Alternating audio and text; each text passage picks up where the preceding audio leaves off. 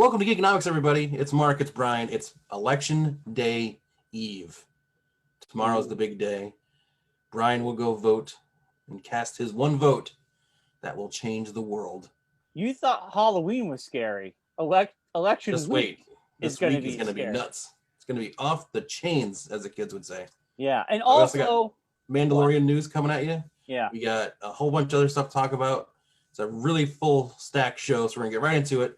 How you doing, Bryon? How was your week? What you been up to?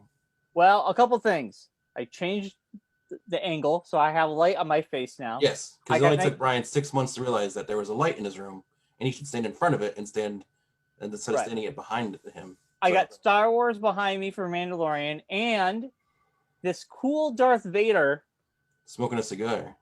That Bobby, that used to be would pop up on the show. He gave that to me randomly. It's Darth Vader smoking a blunt, and I remember when I first moved into my house on a different street, I hung it up in my living room, and Allison walked in, my wife, and she was just like, "No, nope, no, that will not be in the living room." Yeah, it stayed there for a while, and then finally I took it down. But now it has been deemed into the man cave. Yeah, no, I definitely you don't really see it as much in my shot because all my stuff's on the opposite side of the room. Yeah. But it's just like I have one room and that's all I get to put stuff in. Well, I'm redoing no other design stuff anywhere else in the house. Except for one thing that I bought Claire that's made it to downstairs, which is it's a picture of from the New England Patriots winning the Super Bowl against the Atlanta Falcons. The player that scored the last touchdown is a picture of him scoring a touchdown, and that was an impetus for Claire and I meeting for the first time, because we had just started talking online because we were doing the dating site thing, and so we were kind of texting about it back and forth. And she's like, "I am so excited! Everyone else that I was watching the game with has gone home or went to bed, so I need to meet somebody and celebrate this." So she was like, "Come hang out with me." So we went to Chicago Sam's, and the rest is history. Wow, look at that. See? So that's the only thing downstairs that I have that's not girl designed. Yeah, but that's like a you and her thing. It makes sense. Yeah. I'm slowly redoing the basement, and some of my stuff will be down there. So I'm going to reconfigure this room so I'll have the light in front of me. But it feels better that I can actually see my own face. Yes, it's nice. You're like a dark figure in the middle of the room. Yeah, it was kind of creepy. But this week, Mark, I'm still trying to finish off Ghost of Tsushima.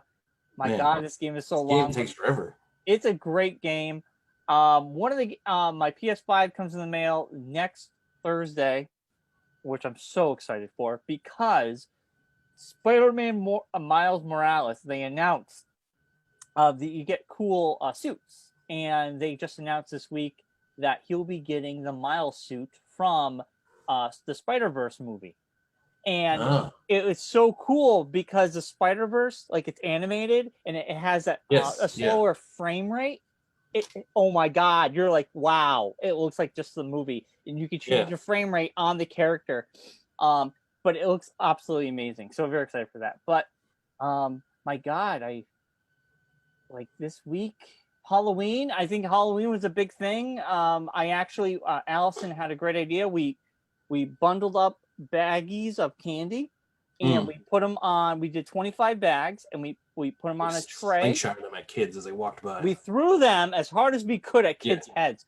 No, take a candy, kid.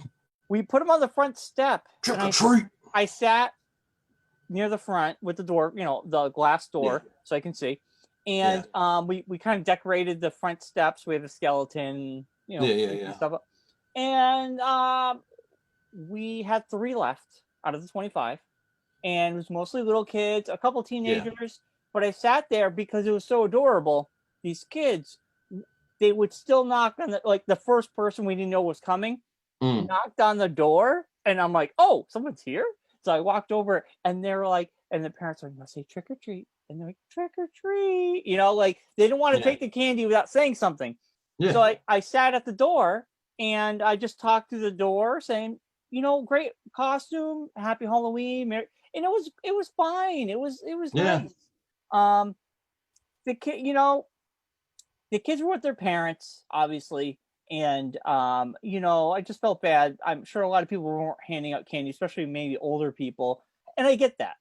But we went through that many bags of candy. It was great. Yeah. I didn't have to like hand candy out. They just grabbed the baggie, and they were very polite.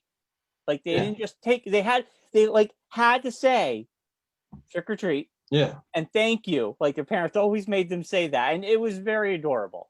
So. I know the big thing was the PVC pipe. Like there was a run on like Lowe's and Home Depots for like things of PVC pipe for people to set up on their stoops to like shoot the candy down a tube.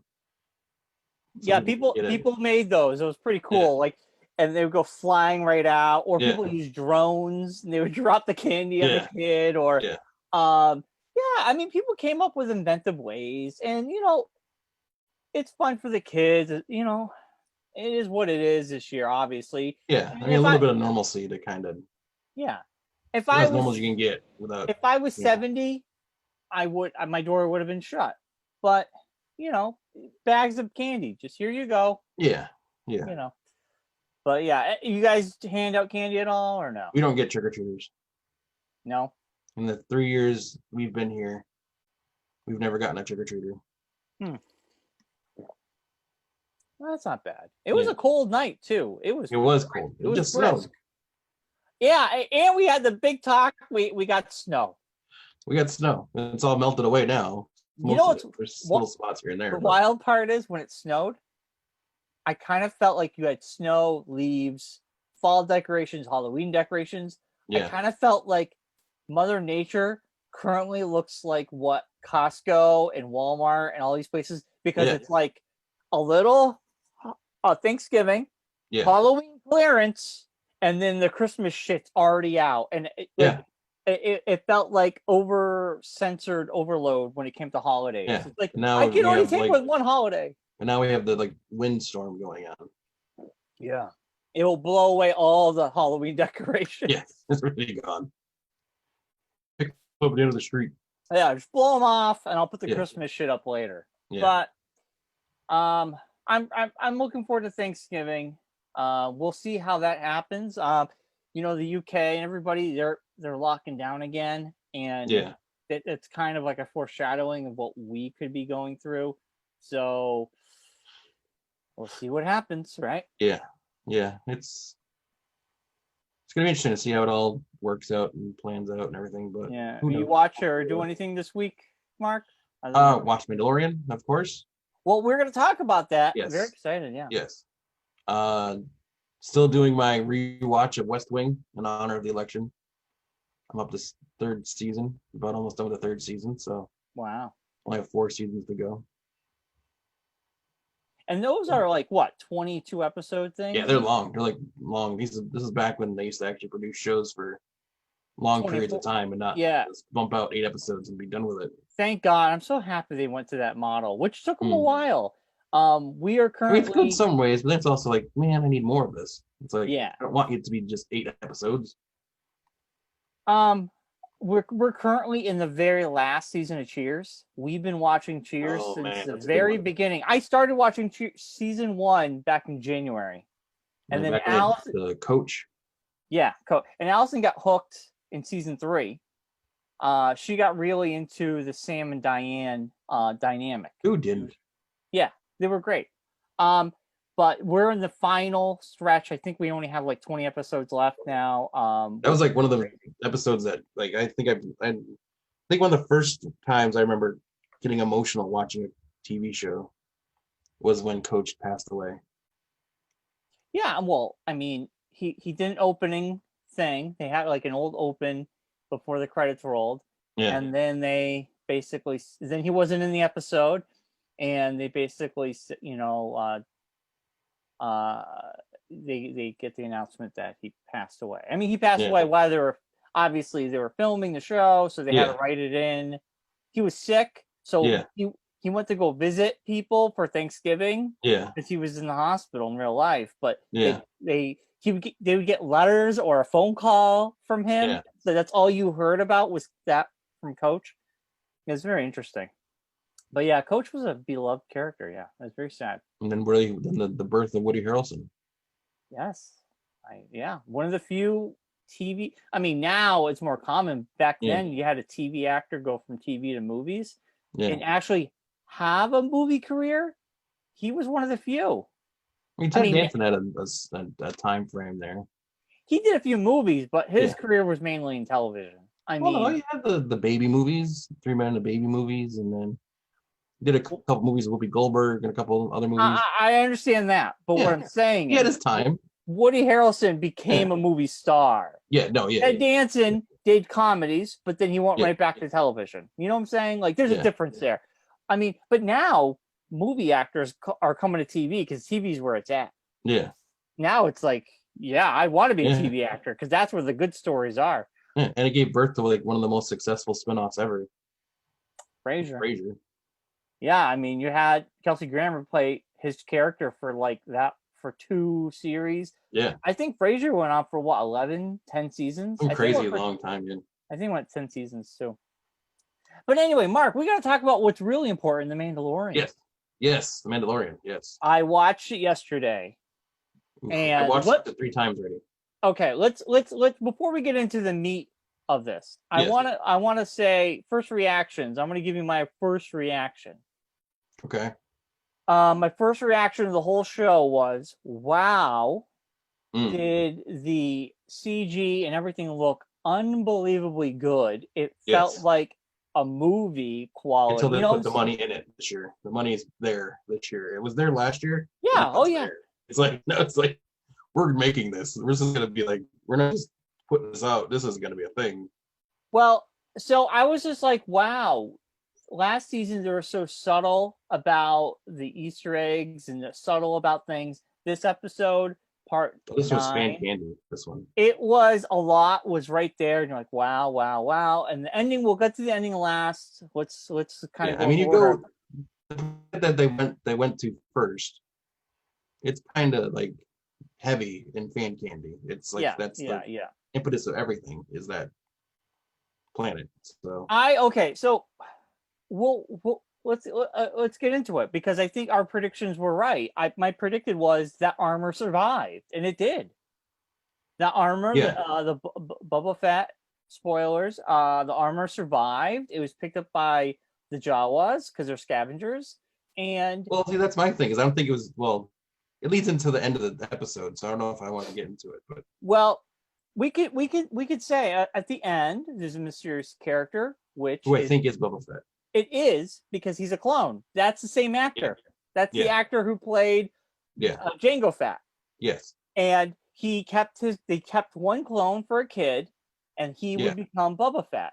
And now it shows him he's all beat up. He probably lost his armor after. Well, I'm thinking my theory on this. I'll go into it now since we're there. I thought the episode was. I went into it at the beginning, but I'm like, oh, they're gonna go to Tatooine. This is gonna be kind of and it was kind of starting to drag a little bit, but then it got really good. And I was like, oh, okay, I'm into this now. It was very Western. It was like a Western though. Timothy Olyphant is fantastic in everything, and he was great in this. Yeah. I played the perfect character. Hopefully he comes back more in this series. He looked silly wearing the Boba Fett. He looked so skinny. No, he looked very thin, and like they kind of like it made sense that he wasn't him. Yeah, it was very thin, and the armor was bulkier than he was, and.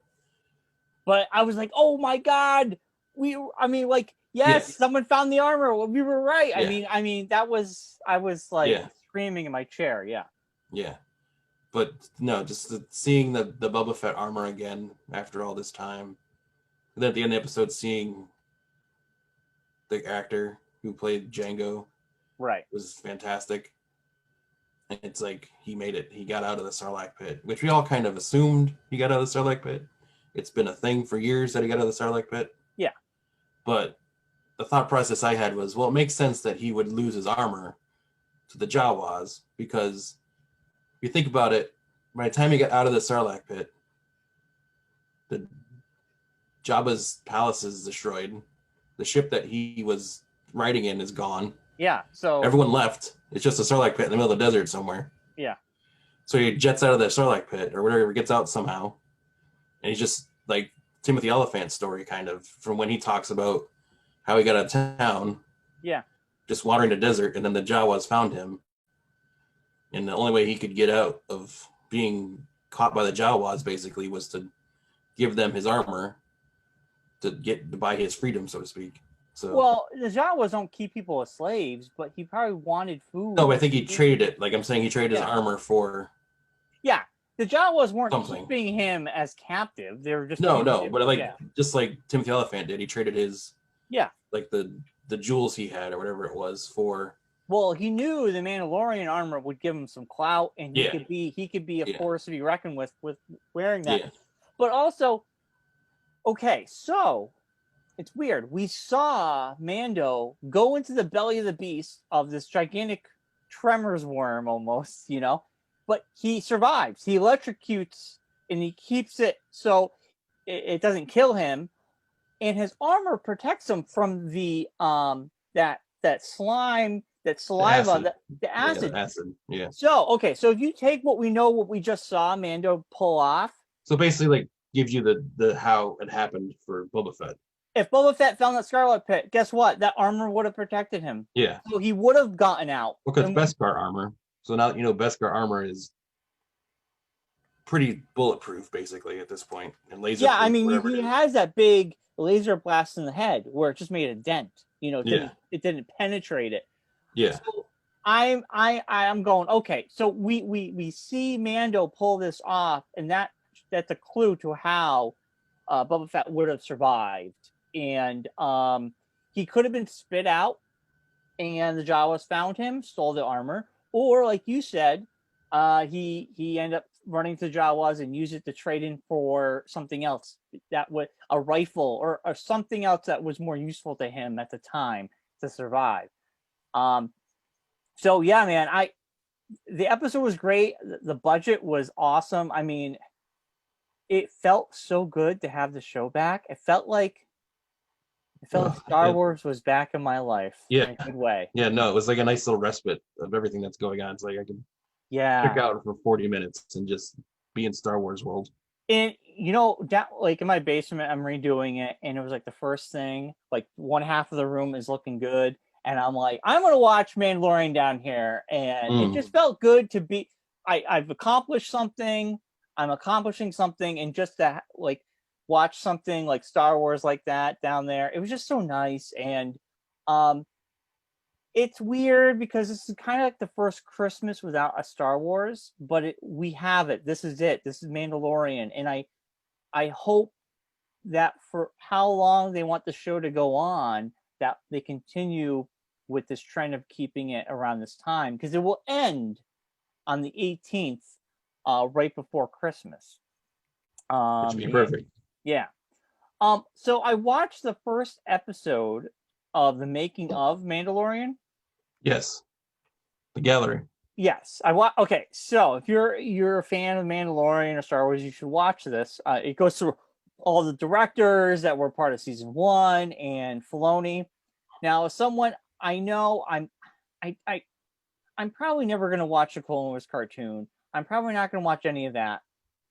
I never say never. I might, but right now I have no interest in it. But I didn't know much about Dave Filoni, other than I knew he was really good and he was a big fan.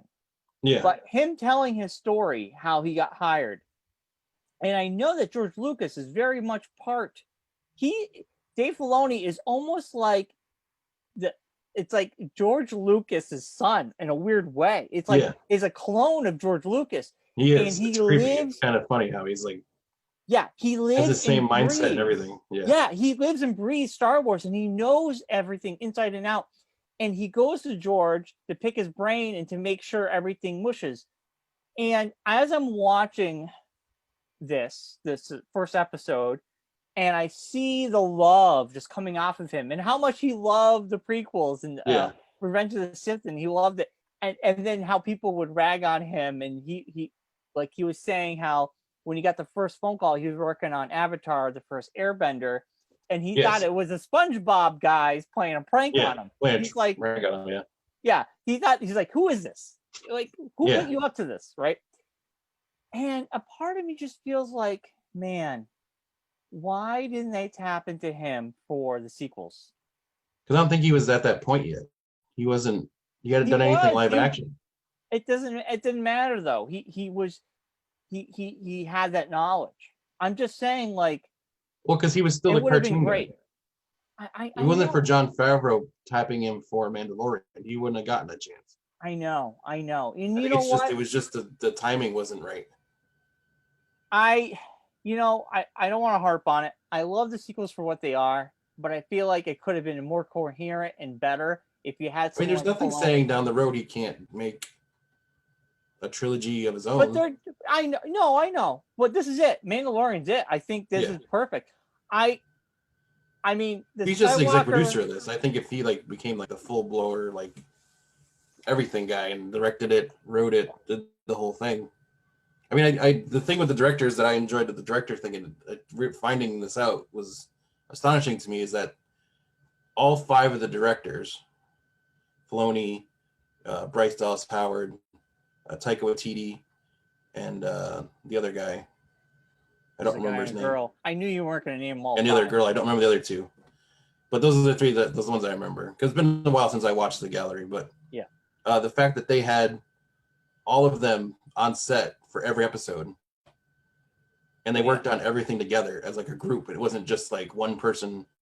Well, they had their own episode. Like each person directed their own episode, but the other people were like involved in like, okay, the episode I'm doing down here is going to be doing this, so I need your guy to do this. Like it needs to be like a cohesive, meshed story. As opposed what I'm saying is that's what they were missing when it came to doing the sequels. I mean, you didn't have everybody on the same page. Rian Johnson said to J.J. Abrams, I want this scene for my movie, and he gave it to him.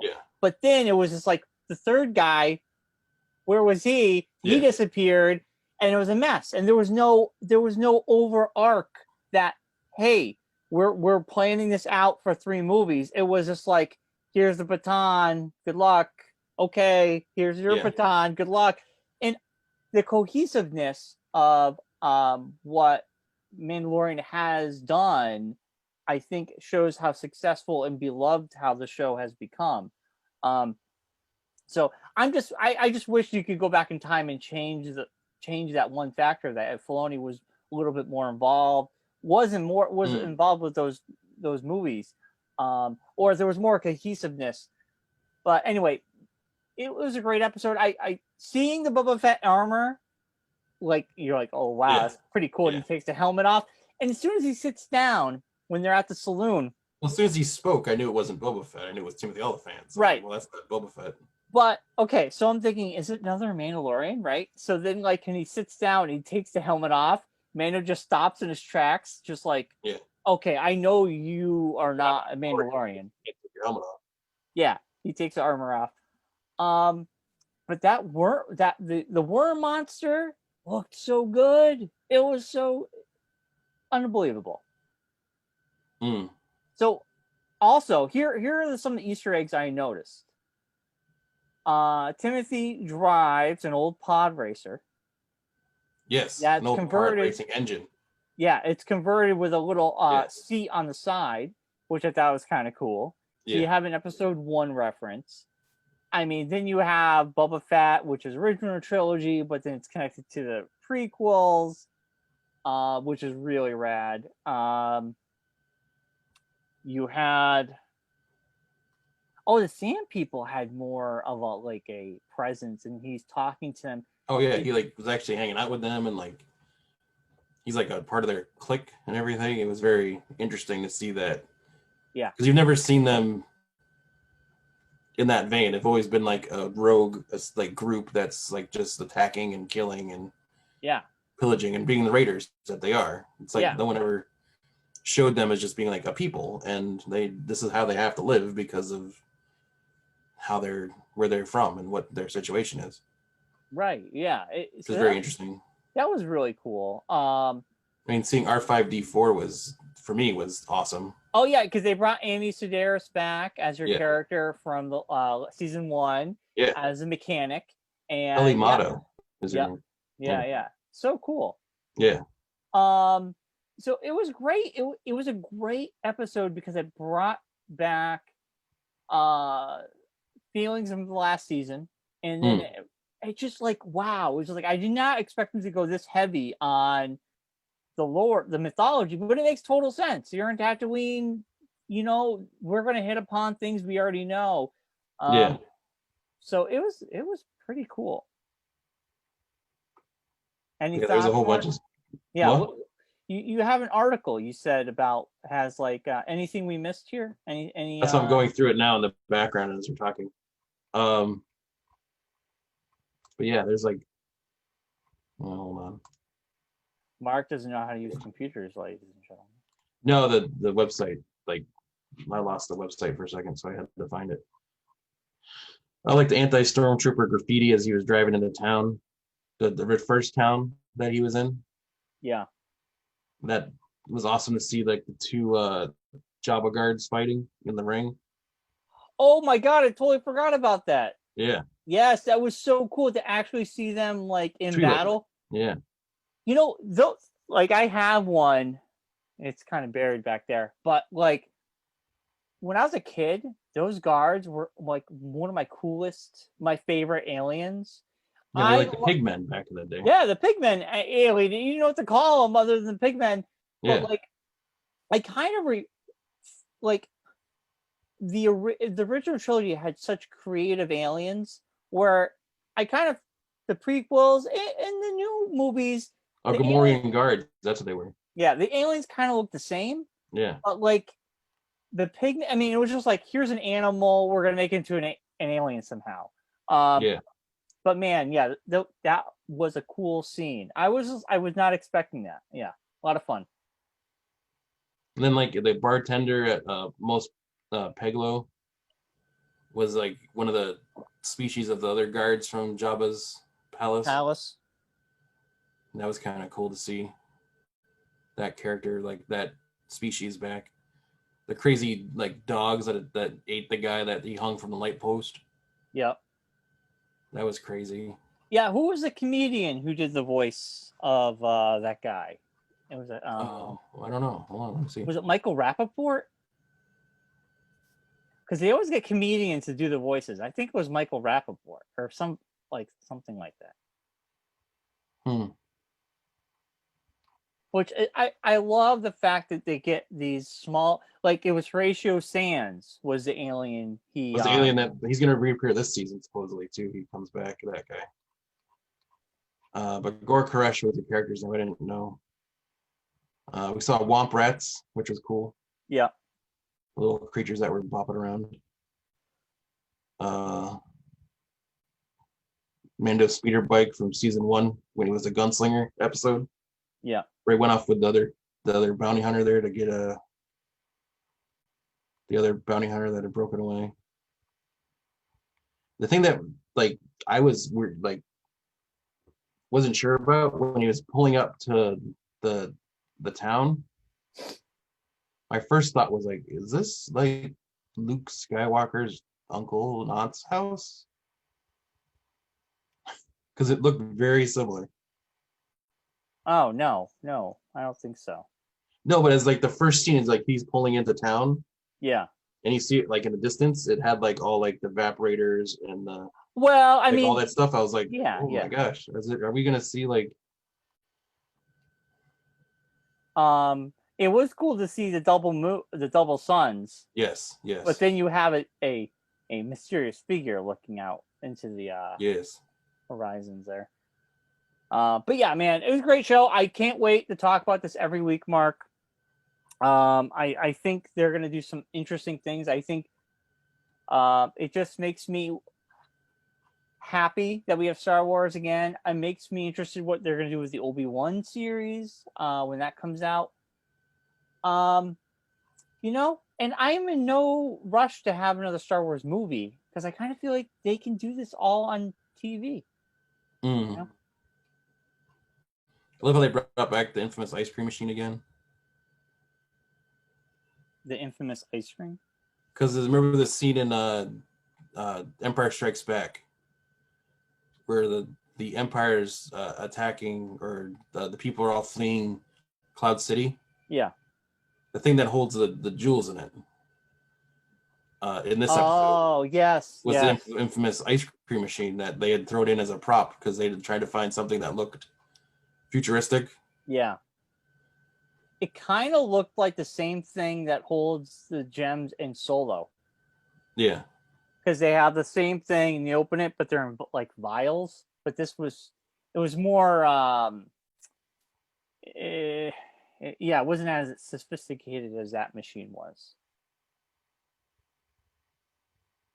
But yeah, a lot of cool stuff. All right, Mark, shall we move into the news? We got Mando out of the way, and we'll talk. Well, everybody who watches us and listens, watch Mando weekly, so we don't spoil it for you. Yes, exactly. Mark, I got a couple news bits. Over the week, we lost a great actor, Sir Sean Connery. Sean Connery. And he died at the age of 90, which is unbelievable. I love boobs. Where are you right now? Indoors. Celebrity Jeopardy. How much did you bid? I love boobs. You know what's weird? A whole generation knows him as James Bond, and then a whole different generation only knows him as a parody on Saturday Night Live. Because his acting career, I mean, he wasn't really acting after that. No, I mean, I would think our generation knows him from Indiana Jones' Last Crusade. Yeah. He plays Indiana Jones' dad. And from The Rock. Yeah, you're Welcome right. To The Rock.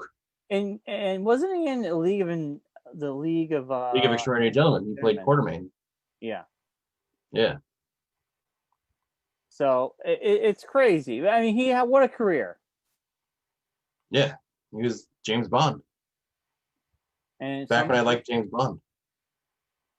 James Bond is awesome now. Daniel Craig is I'm not really a big fan, but I used to like that. Sean Connery. It's Hunt for Red October, great movie. I'm looking at his. He plays a Russian. IMDb.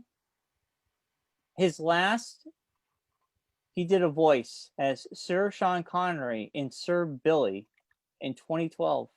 That was the last movie he did. He had kind of like gone like off into retirement, kind of. Yeah. Get this. The League of Extraordinary Gentlemen was kind of his last movie. Yeah. I mean, he was awesome in The Untouchables. It was a great film. Yeah. He just did voice work, and he was in 2 documentaries, and he did 2 voice works, and that's it. But The League was, man, that was it. That was a big movie for him. The Avengers, The Rock, Rising Sun, Highlander, of course, Highlander. He's really good in Highlander. Yeah. But man, yeah. Well, rest in peace, Sean Connery. You're the man, the myth, the legend. He will always be a legend now. I remember the movie Dragonheart. He played a dragon. Yeah, right. Yep. Voice of the dragon, Drago. I got some streaming news. This is kind of a huge get for HBO Max. HBO Max, starting November 1st, will be getting The Chappelle Show, Nathan For You, Key and Peele, and a whole bunch more. Reno 911. They have a Comedy Central section, so that makes sense. Inside Amy Schumer, Reno 911, which they already have Fresh Prince, The Big Bang Theory, Rick and Morty, and Friends. Yeah. But that's like huge. Those are all big comedies, especially The Chappelle Show. Who's going to be the host of Saturday Night Live this coming week? Yeah, which he did last time after the election. Yeah. So, yeah. Hopefully it's better turn out this time. Hopefully it's a better. Yeah, John Mulaney was awesome. John Mulaney always kills it. Every year, every time he does a musical. He did a great musical. I don't about the underwear. I love his episodes. I mean, he used to be a writer on Saturday Night Live, so like he still does sporadically. Well, not anymore. He's not a writer, but when he No, does, but he guest writes things here and there. Like, that's like a thing. well, when he hosts it, yeah. Yeah. But man, the last 2 weeks, Adele was phenomenal, Yes. and Yeah. John Mulaney was great. Yeah, her Bachelorette skit was hilarious. Yeah, she is so talented, man. She is. And she looks absolutely stunning now. And she's single, guys. I know. I mean, she was good looking when Yeah. she had the weight, but man, she's got it all. I put her in the category of like the Justin Timberlakes that can go on Saturday Night Live. They can be an amazing musical act, but they have good comic timing. Well-rounded. Yeah. Entertainers. She's a triple threat, you know. Yes. She can do it all. But yeah, and then I don't know if you got to see Borat 2 at all. I have not yet. I've been waiting. Hilarious. I would watch it tonight. I might watch it today if I have time. So there in the movie, there was this woman, Janice Jones, who appears in the film, who plays Borat's daughter's babysitter. And she's kind of, in my opinion, the normal person. Like, she was kind of, I mean, these people they were hoodwinked, or they were told what they were really doing. She thought she was doing a documentary about sex trafficking and like street violence and stuff like that. And she really kind of like talks to his daughter to kind of help her out, and she's kind of like the shining light of the movie. And she didn't know what documentary she was being part of. Yeah. But because of her movie, because of being in this and being so nice and everything, her pastor started a GoFundMe for her, because she was just a babysitter, and tons of people donated towards it. And then Sacha Baron Cohen just donated $100,000 to her community as well. So he put money towards her and the community on the GoFundMe page, which is really cool. So he did something nice as well. I don't want to ruin it if you're going to watch it. But you'll know who I'm talking about. She's the babysitter. Yeah. Great. She's kind of like the voice of reason. She kind of like directs her in the good path, or tries to talk sense into her. Yeah. Because it's chaos. Well, it's a very funny movie, but that's very good to see something good happen to a good person. Yeah. And then Mark, we got 2 bits of news. I know one game I've been looking forward to all year, Cyberpunk 2077 got pushed back to December 21st. Which is fine. It's only 21 days. And then you can play it at Christmas. It'll be your Christmas present. Yeah. Well, they have to. The game went gold, and gold means they already printed it. But day one patches always is a big thing. They have to play test this game for 9 systems in COVID times. And on top of all that, I mean, it's a very highly anticipated game. They want to make sure it's right. This game has been in the works for almost like 5 years now. And it's a massive... 5 years it's been involved? 5 to 6 years. Oh, 5 to 6 years. This game was actually announced before PS4 and the Xbox One. I remember you talking about this, yeah. So this game has been in long time production. But I can wait. I'd rather have a good game than a buggy game. It's like you have a choice. You have to wait. Yeah, I'll have to wait. But I'll have Spider-Man. I mean, I'll replay the remastered of Miles Morales. I'll be a happy camper. And then the other news, what was the last bit of news, Mark? Disney Plus announced a Moon Knight show coming in 2022, and it's been announced the man playing Moon Knight will be none other than Poe Dameron himself, Oscar Isaacs. Yeah, that's pretty cool. Yeah, I love Moon Knight. This is gonna be a great show. I bet it's gonna be a creepy show. It's gonna be awesome. Now, question. If I'm not mistaken, when Mandalorian ends, does WandaVision start? I believe so. Oh. And I believe when WandaVision ends, Captain America Winter Soldier starts, or Falcon and Winter Soldier Right. starts. I am very interested in WandaVision, so I'll probably stick around to watch that. I think that's going to be their way of keeping people involved in Disney Plus.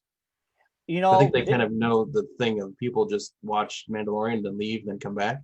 when I I re-upped think my the subscription, pull in is going to be we're going to do Mandalorian, then WandaVision, yeah, then Falcon Winter Soldier, and have it be like a loop of those three. Like then once they bring in Moon Knight, it'll be like those four shows. It'll be like the four things that they keep have watching to. Disney Plus. They have to, because when I got back onto Disney Plus, I'm just kind of like, wow, there's still nothing here for me. Either I own these movies, Yeah, or I don't. I'm it's not for gonna. kids. I'm not gonna keep my subscription to watch Yeah, anything but it's mainly for Mando. kids. It's mainly a kids thing. It's kids and families. Yeah. Yeah, yeah. If I had kids, I You'd would be all have about Disney. it. I would Yeah, have Disney Plus because yeah, they could watch whatever. But I don't, and half those films, I either I own them or I don't care. yeah, But yeah, I mean, to keep me as a customer, that would make sense for people like me who would just yeah. kill it after Mando. WandaVision is going to keep me. I don't know how I feel. Like, I'm sure Falcon and Winter Soldier will be good. Mm. I will have to see more. Maybe I'll watch it. I don't know. I mean, I don't know. They're kind of like my least favorite characters, so Well, they'll be. I'm assuming it'll be. I'm sure it'll be good. If it's half as good as the movie Winter Soldier was, it'll still be fantastic. Yeah, I no doubt will be good. So Yeah. I'll probably end up It's watching. supposed to be like that same kind of spy espionage kind of thing. So yeah, it could change my opinion. They could be my favorite characters after that. it could be. Yeah, I like Winter Soldier. I think we need more Falcon because he hasn't had the a big spotlight on him, but I think more of him would be good. But that's pretty cool. So yeah, I mean, Disney Plus realizes, hey, we got to keep these people. Let's and it's strange to go week to week again because it's just funny. The Boys season 2 got blasted for going week to week for some reason. But it's because the first season wasn't like that. The first season was just plopped down. So I think people have an expectation. If Mando was just let go out once, and then season 2 came out, they're like, no, we're gonna do week to week. Because the thing is too is you got to think about. I think the streaming services are realizing that people are just watching certain shows on certain streaming services. Yeah. So if you can stretch it out and do 8 episodes over 2 months, you got 2 months of people paying for your service, as opposed to 1 month when you let the show out and people just burn through it, and then they jump back off or do whatever. I don't know what you're doing with Mando. It's like if right now they got you for 8 weeks or however many weeks this series is. Yeah. So, I mean, it makes sense. Yeah. Well, with Amazon Prime though, you have it. A lot of people have it. Yeah. No, it's the Prime Video, but I'm saying Yeah, you're not like. But if they want their eyeballs on Amazon Prime, you have it on longer than just when you release it at once. Right. Like when you dump a show on Netflix and you get all the episodes at once, then you only have that one time that you can talk about, like, the show came out. Whereas, like with the Boys this year, it was episode this came out, episode that came out. Same thing with Mando. It's like episode 2 next week. That's what we were talking about. You're not talking about the whole series in one shot and then you forget about it. I know. And I watch shows very slowly anyway. Yes, but, you do. Netflix has. You're just watching Cheers now. Yeah. I've seen it growing up, but Allison never saw it. What's next, MASH? I'm going to MASH, baby. Netflix has a leg up on the competition. Watching the Van Dyke Show from the beginning. Oh, I used to love that show when I was like a little kid. Oh, who doesn't? It was a great show. But Netflix has a leg up. They have so much content always coming out where Disney Plus does not. Amazon Prime does not. So it makes sense for them to do stuff like this to keep people interested. Where Netflix, it's like every week there's a new thing, there's a new movie, there's like a new series. You know what I'm saying? Netflix is always pumping out content that's just exclusive to them. Yeah. So they can get away with that. Yeah, And no, people, yeah. yeah, where other streaming services cannot right Yeah. now, especially Disney Plus. I was just amazed that still after a whole year, I was like shocked there was not more things on there. Well, for you, but I'm saying there's tons of stuff that's come out on there for Disney folk. Yeah, yeah. People who like the Disney. There's tons of stuff on there. Well, when I went to originals, it wasn't like it was not much for the original stuff. It's a lot of stuff that they've absorbed from purchases and stuff like that. I mean, it was just like that show, what's his name, did last year was on there. Kid stuff, the Yeah. documentary, yeah. Yeah. But anyway, Mark, we have our big topic. We do. Tomorrow is election day. Please go vote. If you haven't already. Get out there. How do I vote? Go to Rock the Vote. It tells you how to. Any state you want, you click on it. It'll tell you where to go, what to do. So I don't want to hear anyone complaining saying they couldn't figure out how to vote. I don't think anybody's complaining about voting. Well, I'm throwing it out there. I'm old curmudgeon man. People are complaining about the people that are is currently in office. Yes. More than they're complaining about how do I people know how to vote, but just go do it. Don't listen to the Let's poll. just show you how to register to vote. You can do it now. You can do it. I know in Connecticut you can do it day of. Yeah, you can do it I tomorrow. believe in Mass you can as well. You can register at the poll when you get there. Yeah. So this is going to be. I think be. we're already, like I just saw before we started doing the show, we're at 68% of the amount of votes already cast that we had in 2016. Yeah, it's a massive, Yeah, massive. over 93 million so votes have already been cast. And these are the mail-ins and all that absentee. I mean, this is Early massive. voting has Yeah, become a big like thing. this is like we haven't seen numbers like this in a very long time. So we're gonna see what happens tomorrow for the actual people who come out. And like tomorrow night, it's gonna be very interesting because the predictions. You're gonna get the predictions. You're not gonna get the actual votes, which you never get. No, you never get the actual numbers. It's gonna be the day after. 2 or 3 days later. Yeah, like by the end of the week, hopefully we'll have a more clear idea. No, it's gonna be. It's because it's the thing is like the mail-in ballot voting. You can't open those until tomorrow. Well, some states, most states that are doing it, you can't open them until the day of the election. Yeah, they can't tally them or anything. So they can't do anything with them. So they're just kind of just sitting right now, waiting to be counted. So hand counted, which I don't understand because they're on Scantron sheets. Like the one I got was a Scantron sheet. I think some states are hand counted. Some states have machines. I don't know. Understand that thought process. 2020. It's above. Can't mail out a Scantron sheet that people can fill out and then resend it back again. It's above our pay grade, Mark. I don't know how any of this works, but it makes no sense to me. Well, that's my only gripe with this whole setup. I will say that's my one gripe. It's 2020, and we still can't figure out a way that we can vote either digitally or some kind of way like you do. Like you can take a test online. You can take a test by mail and get your answers back like within a day or two. Yeah, but it's different. But we can't send out a Scantron sheet to people to fill out. You gotta look. Bubbles. You have to fill out the bubbles just like you do when you vote regularly. But if someone does a write-in, the machine's not gonna see a write-in. Well, that's the ones you do manually. But the other ones you should just be able to feed into a machine. How would you know? You have to do them all. I think a lot of them do manually or whatever. I have a lot of gripes with the election. It should be a day off. Workers should be a national holiday. It should be get rid of Columbus Day and just give us this day. Just get rid of another holiday and give us election day off. Okay. Get rid of the Electoral College. That would be fantastic because why does only a certain swing states determine the election?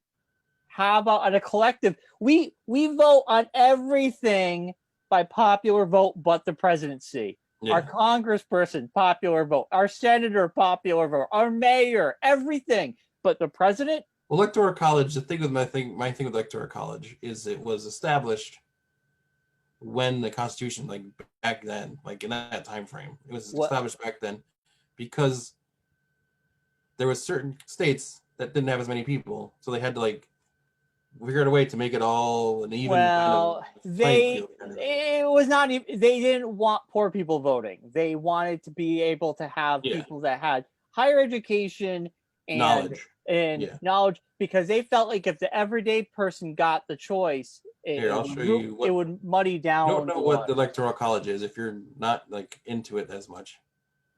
Here is what the map looks like right now. The stuff in dark blue is Biden.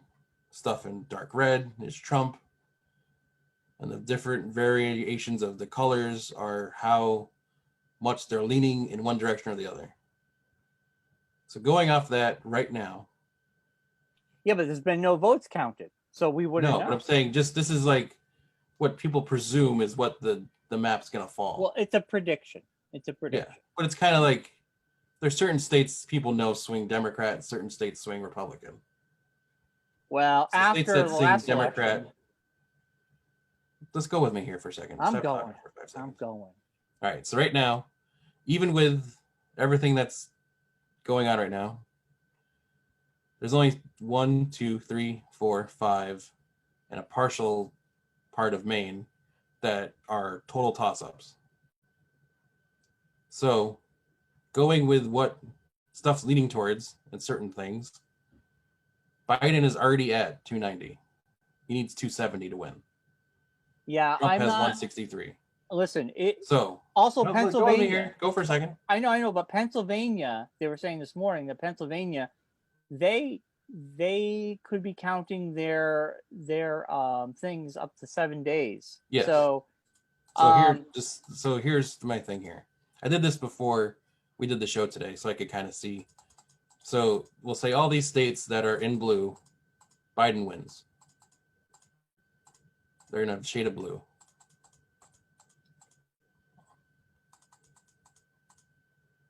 And we'll say he takes that Maine one, and Susan Collins loses her seat, hopefully. All right, so even at that point, and we'll give Nebraska to Trump because, it's Nebraska and who cares? All right, so at this point, we'll give Trump his states.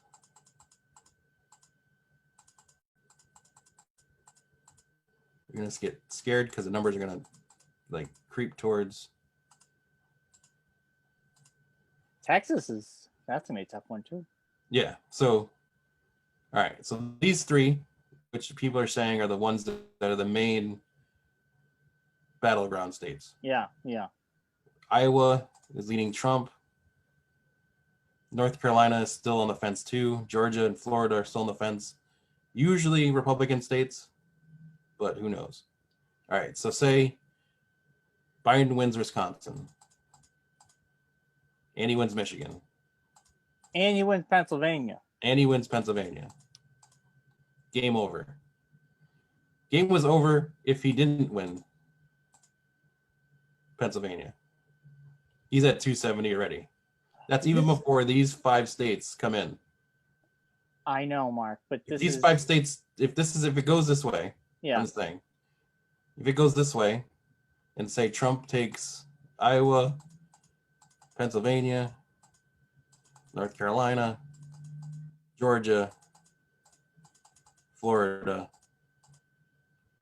he's at 265. And we'll give him Alaska. He's at 268. Biden's at 270.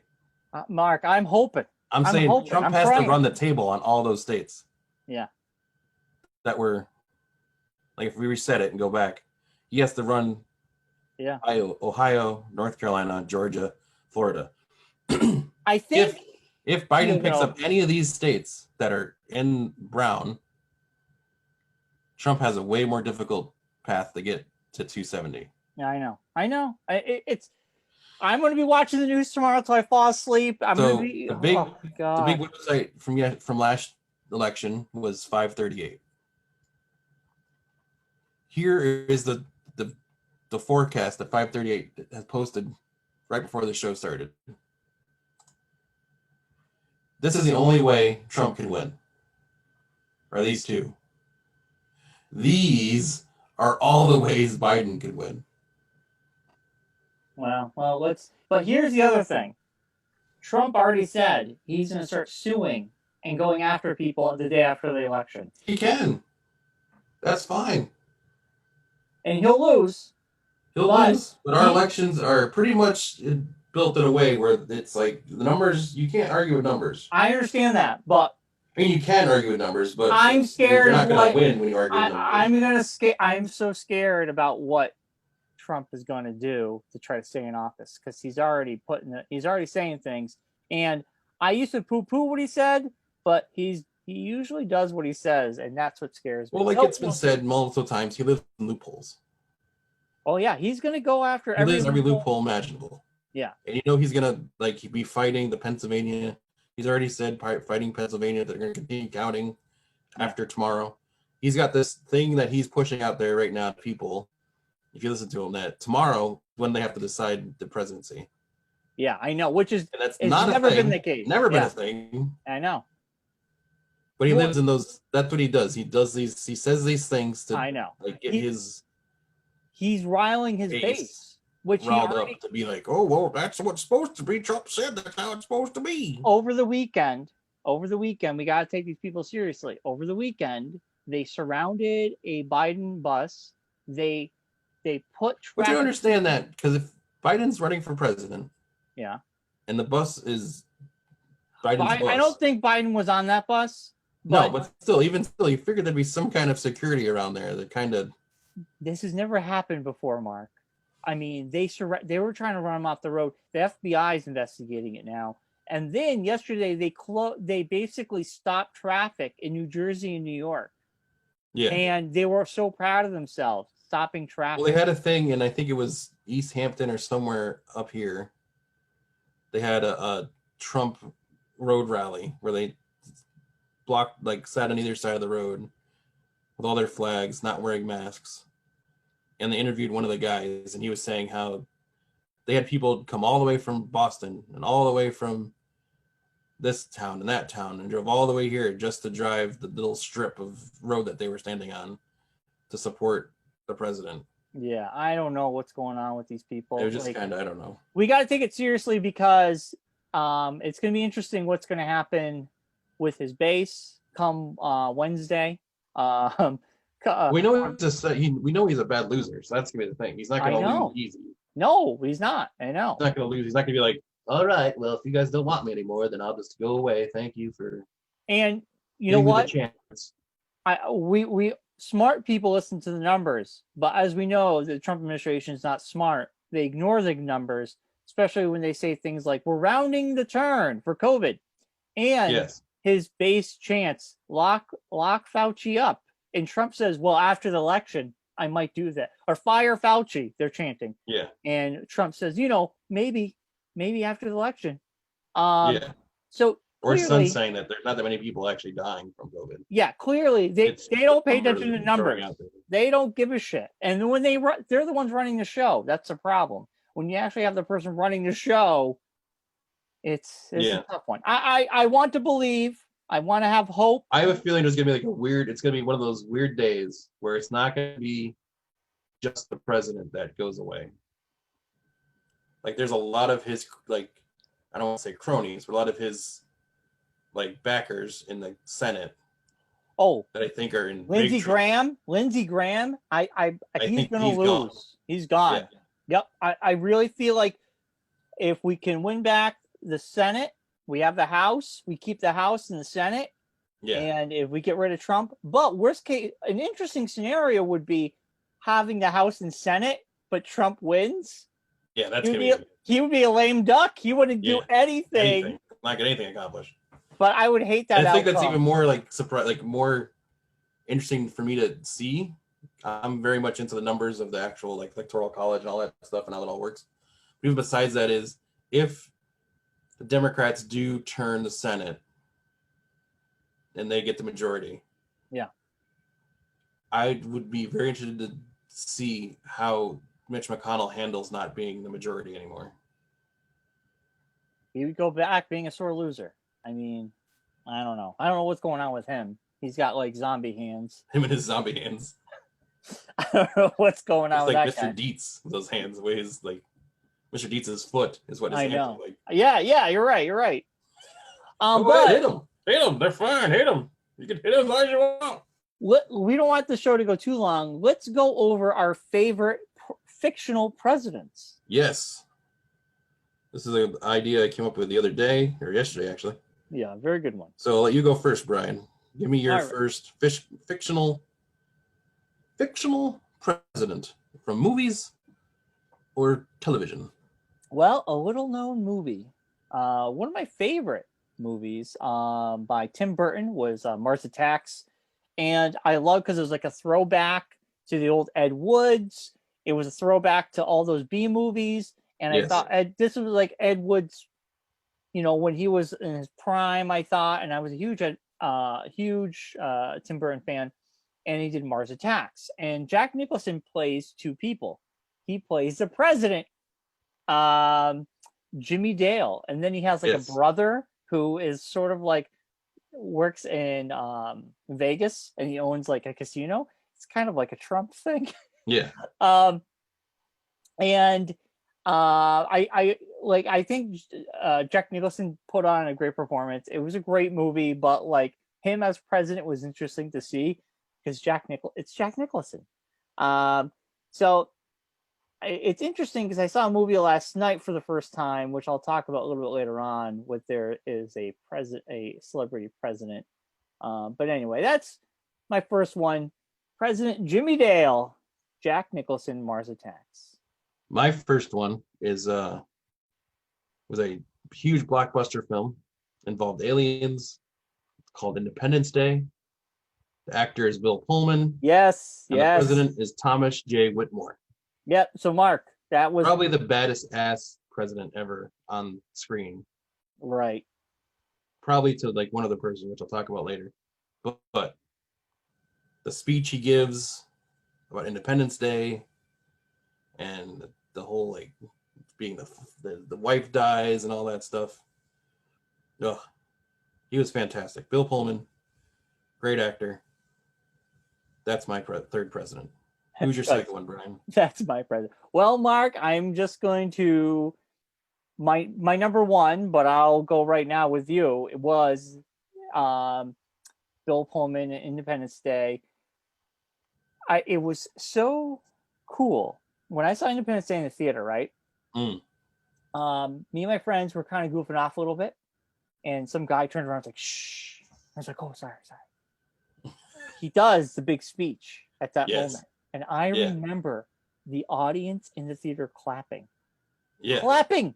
Like that was like the every time you watch it, it's like almost like the scene from Miracle with Kurt Russell. Yes. With the Miracle speech. It's like one of the best movie speeches of all time. The music swells. Yeah. It's whimsical. This is our Independence Day. Yeah, we're gonna take him down. And everybody in the theater clapped. I'm ready to kill some aliens. I don't care who it is. And as an impressionable young boy, I was just like, what? Point me in that direction. I'm running through that wall. Yeah, I'm going. Let's go, guys. Yeah, let's go. Mount up. But man, what you think about having a president that actually commanded he got respect because he was a good commander in chief. Yes. And man, I was just like, okay, I don't want celebrity as a president, which we have. But if I had to pick one, I want that fictional character. I want that. No, exactly. Yeah. Yeah, it was really good. So my second one is a show I've been talking about a lot lately because I'm rewatching it right now. The West Wing. Jed Bartlett, played by Martin Sheen. It's fantastic as president. It's the West Wing thing. The thing I love about the most is that they show like the human side of the president. Like the him working with his staff and the everyday stuff and how like all these major things, like how they affect like him as a human, not just because he's president, but just like how he has to decide things and stuff that he wouldn't usually do. And he has to rely on all these other people, and he's not used to doing that because he's like a world-renowned economist and everything and all this stuff. So, but he's just like so even-keeled. Martin Sheen is fantastic. Yeah. Yeah, he's that. He is a great actor, so I gotta watch that. Yeah. So who's your last Um, fictional president? my last fictional president was here. I'll do an impression. Tell me if you know this. Here we go. Okay. But just give me the same one I'm gonna do. Action. Get off my plane! I'll tell you right now. Thank you. It's exactly mine as well. Yes. Harrison Ford as President James Marshall in Air Force One. Yes. This is my number one as well. I mean, come on. You can't mess with him, man. No. Beats everyone up on his like they kidnap his daughter on the jet. Yet again, another film I saw in the theater, came out in 97, I believe. He does the wire thing from one plane to the other plane. And when he says that and he punches the guy off the plane. Get off my plane. People, yet again, it's a clapping moment. People clapped and cheered. Cheered, yeah. Yeah. I mean, these were good. These are like, epic moments back then. Where now it was Han Solo's president. I mean, come on. Yeah. Now you need to have like 50 superheroes all come on the screen to get a big cheer. But back then it was a simple line. True. That's not true. It is true. It is true. The last time we cheered. When I saw Miracle for the first time in the theater. But Miracle did not come out in the last 10 years. No, but I'd say there's been movies about of that since then. I don't know. I can't name one. It's because you only go to superhero movies and horror movies. You don't go to other movies in the theater. I see other movies, but the only time we all go to the theater together is for a superhero movie. Yeah. But I can't think of another movie nowadays that you get a big cheer like that. Yeah. I mean, I'm being honest here. Like the last big cheer we got was like Avengers, Oh yeah, that was warranted. Yeah. But I'm just saying, like back then it was simpler times. You just had a president say, "Get off my plane," and it got a cheer. Like I remember Forrest Gump, a lot of cheers during that film. I'm just saying maybe I'm not seeing those kinds of movies because they're not really playing anymore. Well, there's no movies playing now. There's no movies playing at all right now. So but yeah, man, I mean, he's a great president, right? He was a great president. Han Solo as the president. Honorable mention would be Morgan Freeman from Deep Impact. Oh, I haven't seen Deep Impact. He wasn't in a lot. It was one of the back in the asteroid thing was the same time as Armageddon, but this is like the other one with Elijah Wood. Yeah. And Robert Duvall and all that. And but Morgan Freeman plays the president. He's not in it a lot, but at the very end of the movie he does like this speech and it's just like it like grips you. It's like, oh, that's like it's Morgan Freeman, so you can't go wrong. Right. A movie I saw for the very first time last night, which I'm embarrassed to say I haven't seen this sooner. Idiocracy. Really? You haven't seen that before? No. Terry Crews as President Camacho. Yeah. Oh my God. Camacho. I've never I've never seen it. We watched it on HBO Max, and it was just like wow. And Powerade is juice. Powerade is life. Yeah, Luke Wilson plays Joe, and you're kind of like, wow, he's like Joe Biden, and he's the smartest man right now because convince everybody. All they do is put water on these plants and they'll grow. Yeah, and then they have the president's cabinet members, and I'm like, oh my God, this is like, oh Horatio God. Sands. Yeah. It was Horatio Sands. It looks like him. It wasn't Horatio Sands. Oh, that's right. No, it wasn't. It was the other guy that looked like Horatio Sands. He was a big guy, and I said, "Oh, that's Horatio Sands." No, Horatio Sands is in it, though, isn't he? No. You had Maya Rudolph played Rita. Jack Shepard was in there as Frito. Anthony Campos played Secretary of Defense. David Herman played Secretary of State. But yeah, it wasn't Horatio Sands. I thought it was too, Mark. I thought it was too, but it was not him. But I was like, oh my God, this is like the Trump administration. This is like so close. This is just like hit so close to home. Clever movie, very funny. Interesting about corporations, just one corporation owning everything. So the reason they use Gatorade is because stocks. That's all the president cared about. Yeah. Was the stocks. Sounds familiar. Yeah. And they get rid of water, and they use this company that has the Gatorade that you drink and it goes on the plants and everything. So water is only used for defecating. So when they go, can I have some water to drink? You mean from like a toilet? Like out of the toilet? Yeah, that's line. But yeah, it's so crazy how close that movie hits the home right Like now.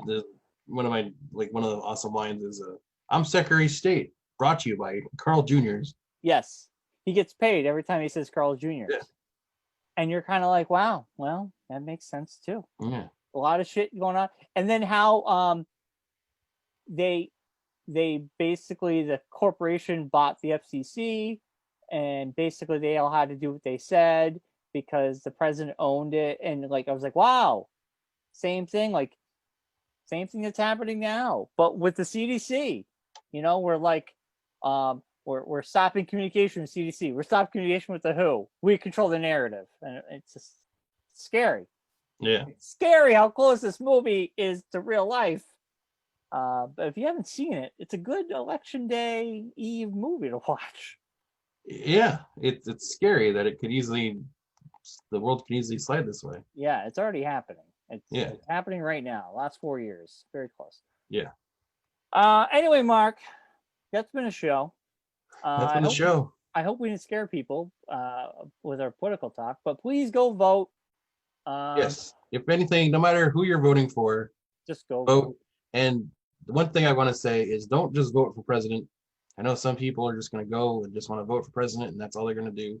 But vote for the other elections that are going on as well. There's other things that are important in your state that you need to be involved in and have a say in. Like, I know there's a lot of state reps up for re-election. State senators are up for re-election. In Mass, there's 2 big questions that are up for election this year. Yeah. The Right to Repair Act, giving mechanics or whoever the right to work on your car besides just car dealerships. Yeah, which is the other crazy. question is ranked voting is a thing that they're working, like they're trying to get passed here in Massachusetts.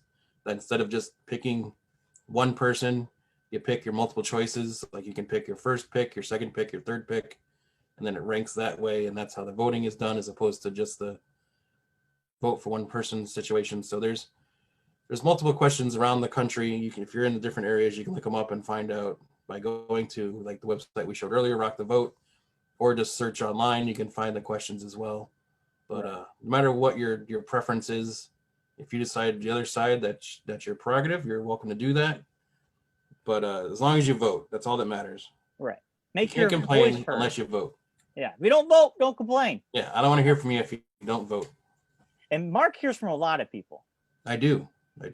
Mark's always hearing from people. I do. Itchy legs. All right.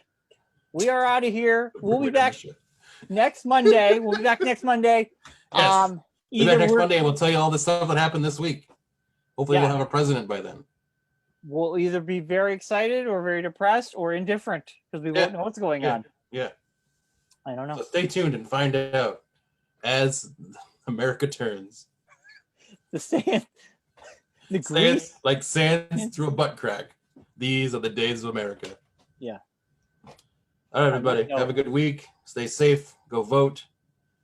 Vive la France.